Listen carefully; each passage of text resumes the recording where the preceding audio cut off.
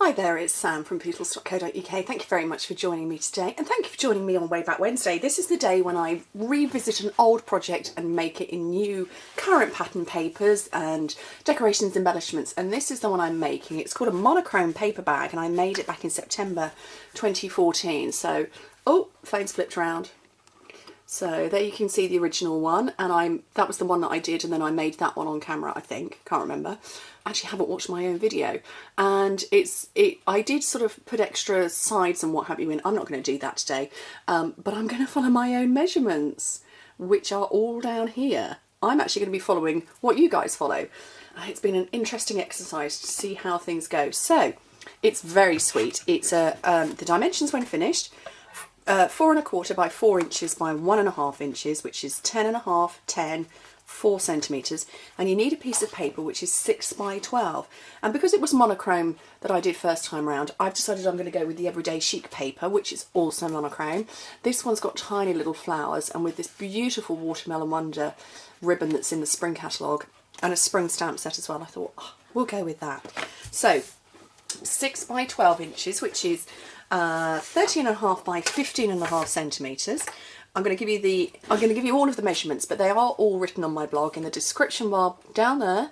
Click that open and there will be a link directly to this project, so you can go and find the measurements there, but I will read them out. Like I say, I'm looking at my phone over there and following the measurements that you guys would. So on the long side, score it at 1.5, 5 3/4, 7 1/4, and 11.5 inches, which in metric is, I've lost them, 4 centimetres, 14.5, 18.5 and 29 centimetres. Then on the short side, score it at 1.5 and I've lost them again, 5.5 inches, which is 4 and 14 centimetres. I might need to space out my measurements. I wonder if that might be useful. It's either that or maybe not follow them off a mobile phone.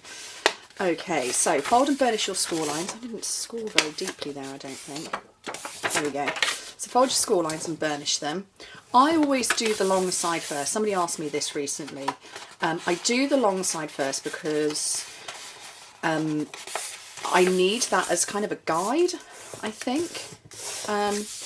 You're less likely to get a wonky line if you do your long side first and then your short side.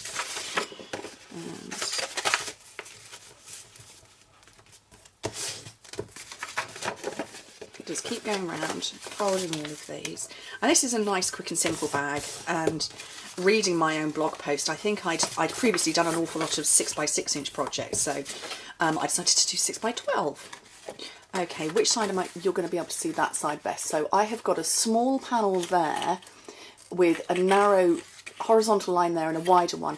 That's the top, this is the bottom of the bag, and this little skinny rectangle, we need to cut that out and then cut all of those. So I will trim them and then show you afterwards where I've cut. I actually can't see it. I might need to put my glasses. I can't see my glasses. There they are. I can't see my own. There we go. I can see my score lines now. I generally need to wear my glasses when I'm a bit tired, towards the end of the day. But this wibbly line, it's just like one of those 3D puzzles that's coming out at you. I couldn't see a thing. Okay, so that's the section I've removed, and then all of these are loose. Okay, very easy to put together. We're going to run some adhesive down there. There it is. Got fast fuse. You could use snail on this because it's a paper to paper bag. Whoops, pulled over the line a little bit. And then that is the back, because that's where the seam is. So fold in the sides, then the back, and then this will be the front of the bag. And close it up. And when you pinch, there is a line here. Pinch holding there and it will resist. It won't try and fold down anymore. On my original one I did put in diagonal lines and stuff, but you don't need to. But if you want to, you could push in further. So it will go in nice and smooth like that. So it kind of just feels a bit skinnier than that one. You see a slightly different shape. Okay, punch some holes. Where's my handheld punch? There it is. This is the, I want to say the 1/4 inch handheld punch. Punch some holes in the top, again above that score line.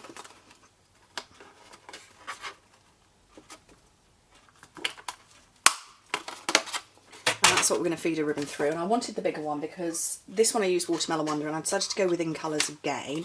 And I've got the Cucumber Crush, which is such a beautiful green. Lovely, lovely green. And it's going to look stunning against black and white, I think. I hope. That's the plan anyway. Okay. If you need to, grab a couple of little pegs to help you keep the bag closed,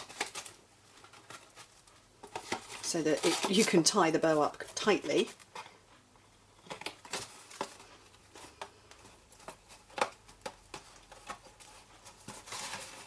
I like this stuff because it's quite forgiving on me.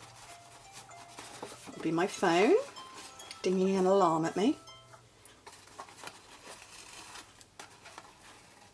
So yeah, you can manipulate these quite easily, and they become lovely, stylish, pretty bows.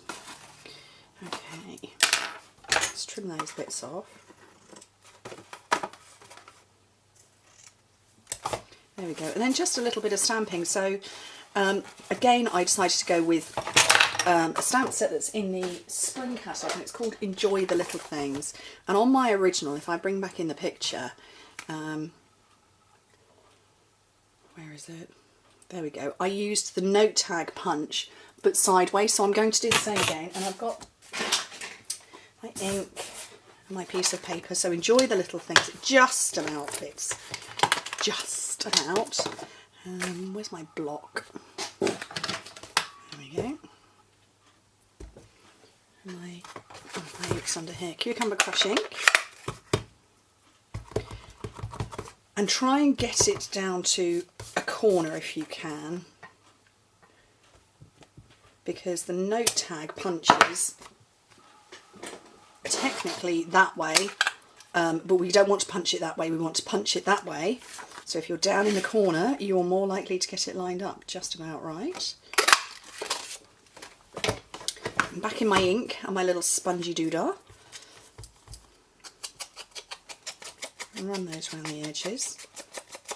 And I did punching on the original, but I've gone with the blossom accents. What are they called? Yeah, blossom accents, because they're in the in colours. So, you know, the thinking's been done for me.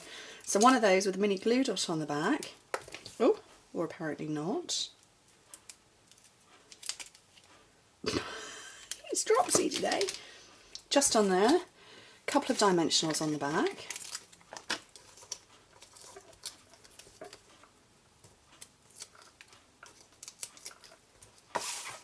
And down off to one side, and that's my bag made. And you can see where I've pushed it on the side on that one, but not on that one. It's very slightly differently shaped, which is no bad thing. One set of measurements, slightly different bag.